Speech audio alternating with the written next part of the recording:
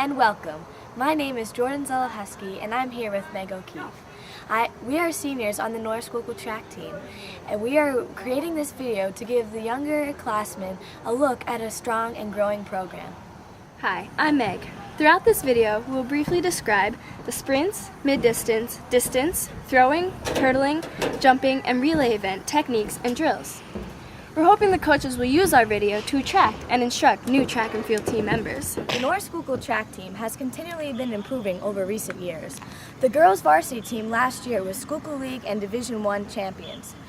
The bigger the team, the better, and that was our main reason for being so successful. Track and field is not only a team sport, however. Individuals can excel in their specific events. You can always better your times, and with hard work can qualify for championship meets at the end of the season. The league meet has tough qualifying times, and the district's even tougher one. But if you make districts, place first or second, or get a state qualifying time, you can win yourself a 2-night, all-inclusive trip to Shippensburg University. The PIAA State Track and Field Championships are held in May at Shippensburg University.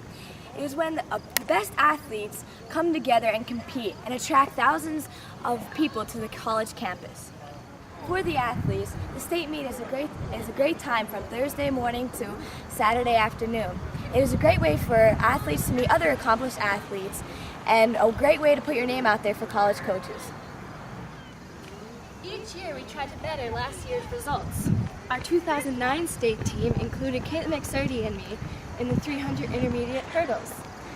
I also competed with Jordan Zelahusky, Caitlin Dieter, and Mimi Teeter in the 4x4. We finished 6th and got a state medal. In both events, we bettered last year's results. Our 4x4 team got a school record with 404.57, and I got our school record back in the intermediate hurdles with 46.6. We look forward to this meet all year long. This is an event to try for throughout the entire season. All of our success is accompanied by a helpful coaching staff. The coaches. They motivate us, push us to do our best, and dedicate a lot of time to the team. They love the athletes, and it really shows. Along with our coaches, we have a great fan support as well. Although not a huge crowd, family and friends appear in the stands to cheer us on at every home game.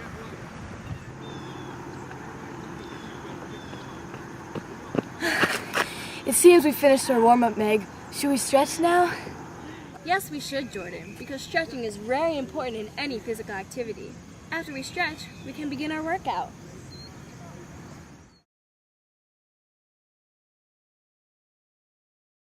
The sprints include the 100, the 200, the 300 hurdles, and the 400. Times are very close in the sprints, so to get a good edge, it's best to start in the starting position. The starting position, you put your best foot back to get the best push, either your left or your right foot, and then you bend down, put your hands as close as they can go to the starting line. They should be about shoulder width apart. You keep your head down, and when the starting position begins, you raise your butt, and then you sprint off. On your marks, get set, go.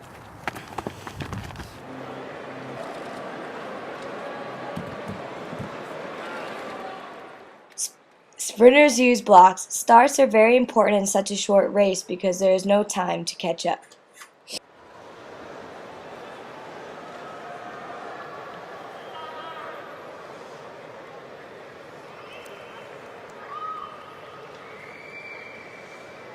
Set. Arm is very important in the sprints. You keep your hands straight, not in a fist, and keep your elbows in, and pump your arms back and forth. Posture has to be very straight. All this will make you a better sprinter. When you sprint, you run on your toes and give 100% until you cross the finish line. Sprints are difficult because no mistakes can be made, but they are short and don't require much endurance.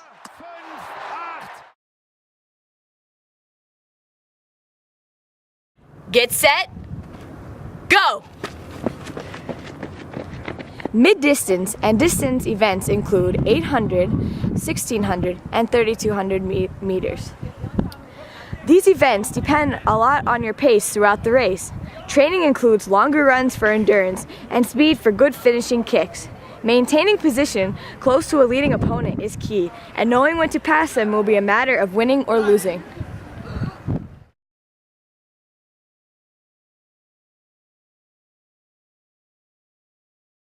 Brandon, tell us what you think is the most difficult part of distance running. I think the most difficult part of distance running would be staying focused through all the races and all the runs and not losing track of what you have to do. What are some key tips for new runners? Just train hard and come to practice a lot. For the distance events, the 800, 1600, and 3200, there's a waterfront start and people do not stay in just their lane. Get set, go! You want to stay as close as you can to lane 1 to keep the curves at a minimum distance. You also want to stay close and up with the front runner. You also want to sprint off the curve and work with teammates to push each other.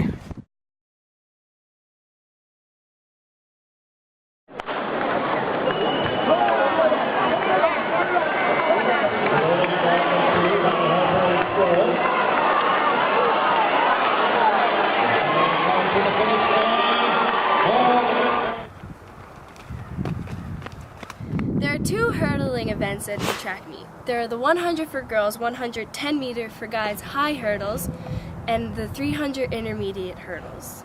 The 100 110s are a sprint hurdle, and the 300s are more of a nicer pace. Flexibility is a very important factor in all hurdling races, and stretching is key. You should stretch every night if you're a hurdler. There are 3 main hurdle stretches. First, there's a sit-down trail leg stretch, in which you put your trail leg back.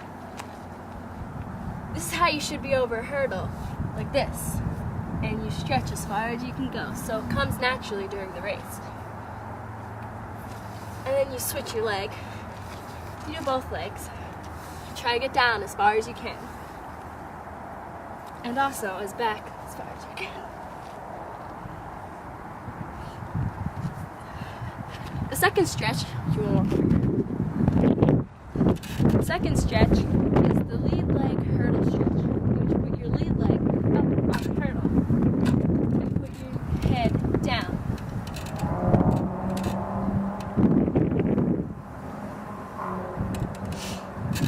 Third stretch is a trail leg hurdle stretch.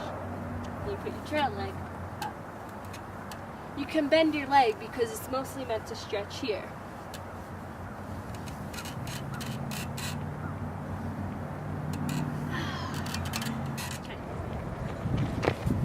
There are 3 hurdle drills we do every day. The first one is the lead leg drill.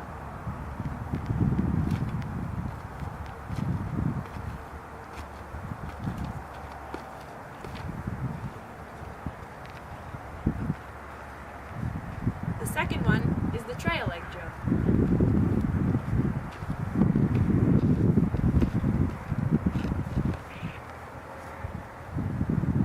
And the final one is Brazilian twins.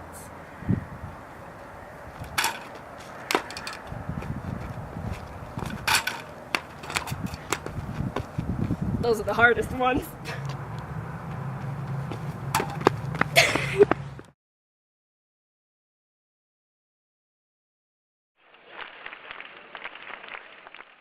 Speed is important in all 4 jumping events. In each jump, you get 3 tries. High jump and pole vault give 3 tries at each height, and long and triple jumpers have 3 tries overall to get the farthest jump possible.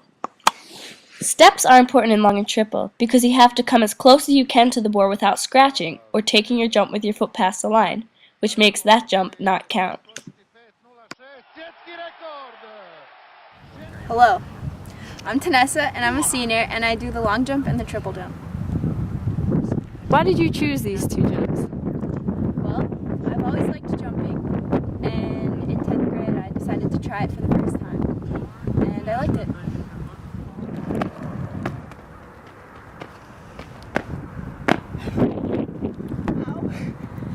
Vanessa, what is one tip you would give to a new jumper?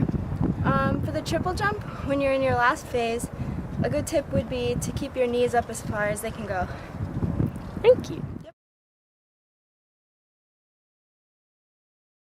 Christian Cantwell, hän on kilpailun kakkosena tuloksella 21.54. Toki häneltäkin löytyvät varmasti hurjat paukut ja sieltä tulee sitten vastaus. Ja nyt hurjaa touhua. Christian Cantwell 22.03. Ja joko nyt sitten tämä voi... Hi, my name's Dylan Emery, and this is the discus.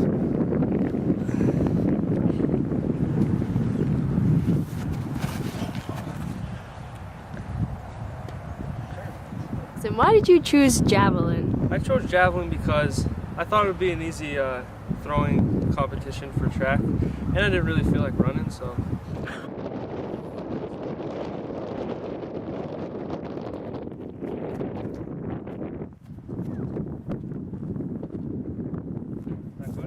Saxon, how do you throw a javelin? Now, first you have to get your hands. You can either hold it this way, you could either hold it with the V, or you can put one finger like that. I personally just take it. You can now bring it back like that. Run up, explore your hips and throw. Good form. That was great. I'm going to throw the shot put, and it weighs 12 pounds.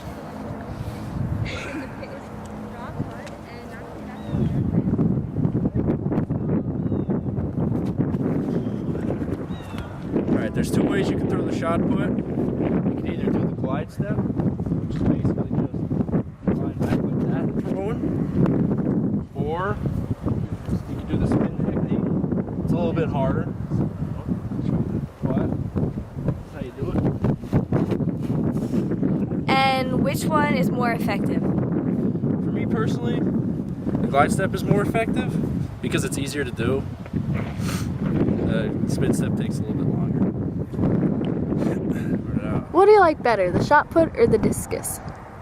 Personally, I like the discus better because it's more challenging, but it goes further.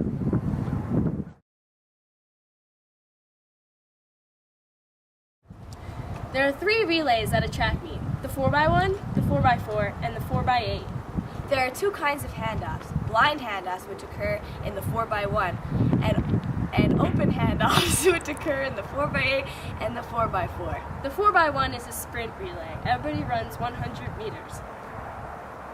Here is the blind handoff for the 4x4. This person does not look when they're getting the handoff. You start with your left hand and run. You say, go, and they run. And when you get close, you say, stick. Go. Stick.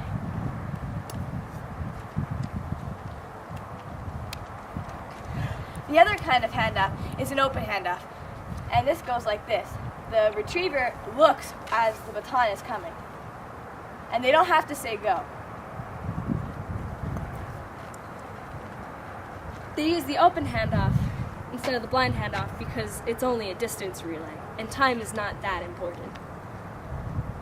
What a workout. We should start our cool down now. Always remember to bring a water bottle to practice. It's important to hydrate before, during, and after practice. Track's a great sport. There are no tryouts. Just put your best foot forward and you're in a uniform. With such a big team, you meet many people with whom you share a common team goal. You also meet other runners, throwers, and jumpers from schools as close as Monterey area and as far away as Erie. There are so many events, so there's going to be a track or field event that interests you. Plus, with these great new facilities, you can get better results with less injuries. The more athletes that join, the better the team will be. New year, new team, same dream.